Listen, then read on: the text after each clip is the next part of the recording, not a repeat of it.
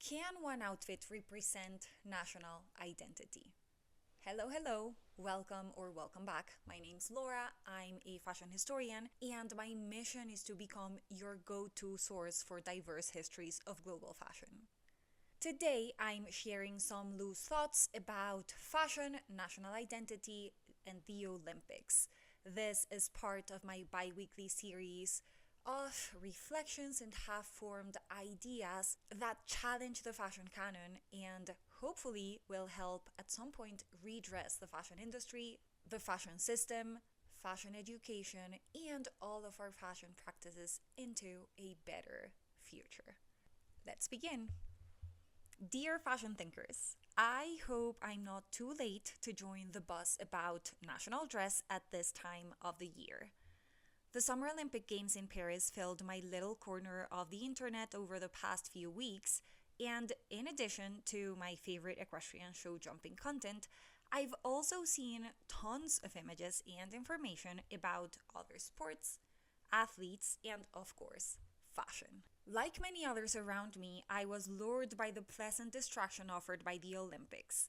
But as much as I enjoyed feeling like I had an excuse to separate myself from my research, the Olympics also brought me back into the depths of one of my longest standing research topics: the creation and expression of national identity. Though I must also credit my trip to Greece earlier this summer and my wonderful host and friend Becky for initiating this spiral.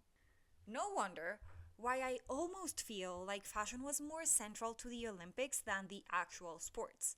And now that they are over and I'm finally grounded in the same city for more than a month, I had to join the ongoing conversation on fashion, sports, politics, and nationalism that emerged around the Olympics. Business of Fashion and Vogue Business started to cover the close relationship between the fashion industry, the Olympic Games, and sports more broadly several months ago, though mostly around marketing and sales opportunities. With the beginning of the Games, fashion journalist Amy Odell wrote that the Olympics were basically one giant LVMH ad that placed products from the different brands of the conglomerate pretty much everywhere. And throughout the Games, dozens, hundreds, thousands of articles popped up with styling tips, beauty hacks, and even nail inspiration borrowed directly from Olympic athletes. All of this is interesting as a case study of the rampant consumerism and contemporary fashion system. But there's one topic that I'm more interested in: the construction, expression, and performance of national identity. In a piece for Vogue Business, Bolivian fashion journalist Jose Criales Unzueta pondered whether patriotism still sells in fashion. He claimed that it is not the direct link with nationalism what makes clothing desirable to certain consumers, but instead broader and more abstract associations with a specific cultural identity. He used Ralph Lauren as one of his examples of this symbolism, for the brand has constructed an all-American identity that sells because it evokes comfort and pragmatism without the need for more literal symbols, such as imprinting the American flag in every one of its products. But beyond aspiration, product placement, and the commercial potential of certain brands, I think that the Olympics were a sort of looking glass into the global politics of identity. As people from all around the world came together to watch global sportsmanship, the Games became an important site for image making that encapsulates many of our collective ideas about identity. We could talk, of course, about the many comments on the bodies of athletes, which stemmed mostly from hegemonic ideas about gender and beauty.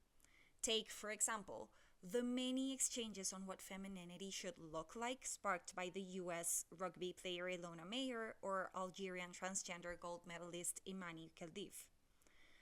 All of these conversations and observations necessarily participate in broader discourses about fashion and the body, or rather, what kinds of bodies are desirable or not in fashion.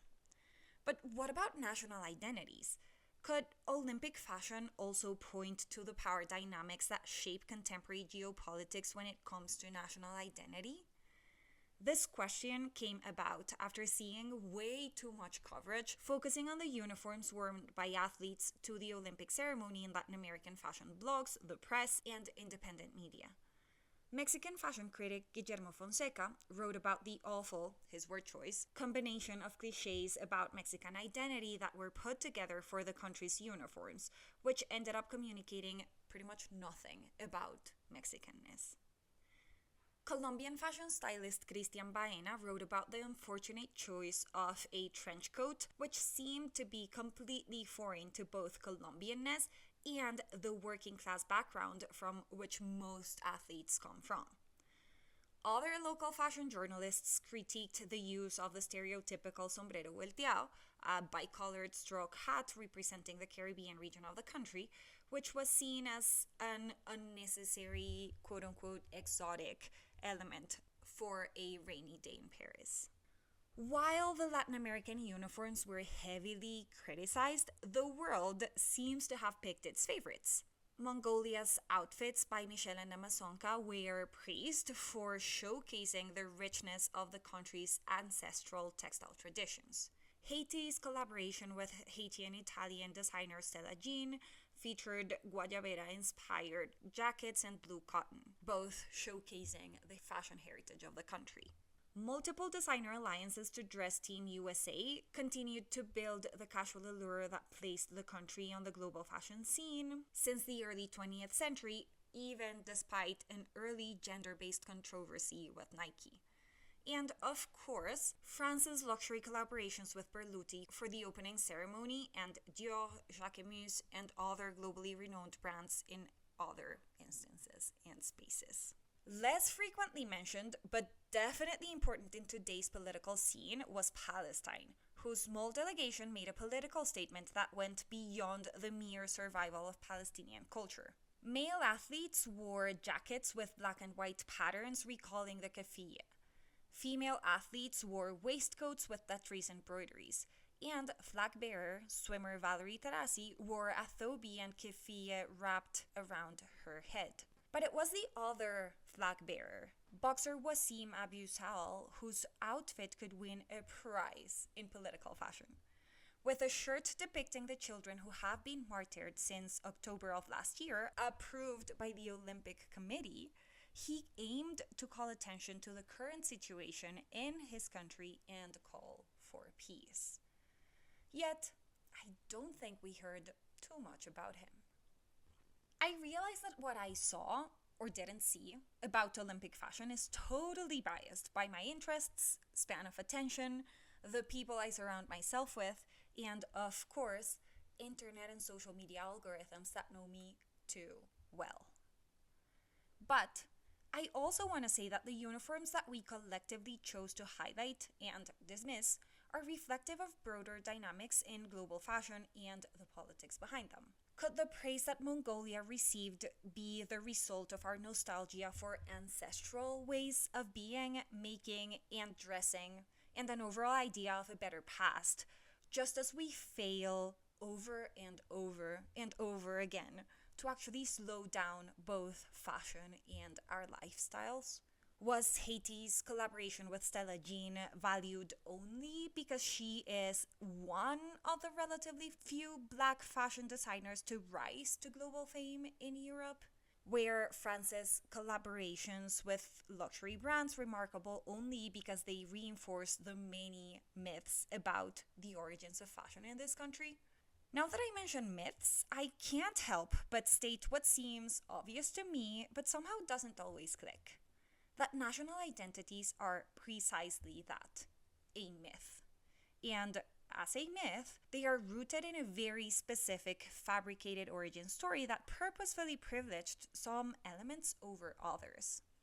And in the process, both external factors like foreign views about our nations or our people, and internal ones, including some unnecessarily glorified histories, are selected, refined, and brought together to construct what we think is a stable identity that endures over time. The process of fabricating national identities has been taking place since at least the 19th century, when our contemporary nation states started to take shape. The political context and many expressions of 19th century nationalism in fashion have occupied much of my attention since I started writing my MA thesis almost 10 years ago. This year, I finally decided that I need to write more about it, but it won't happen today. As always, I promise to share more about this research when I'm ready. In the meantime, if you want to continue exploring the construction of national identity through fashion in the past 200 ish years, please join my Redressing Fashion Book Club this month. We'll be discussing one of my favorite book chapters about fabricating specimen citizens through clothing. And if you have thoughts about fashion, the Olympics, politics, and national identity, please share your ideas by leaving a comment, reaching out to me on social media, or replying to my email newsletter if you're subscribed. I'd love to know your thoughts. Thank you. Thank you for reading, watching, tuning in, and joining the conversation. Until next time.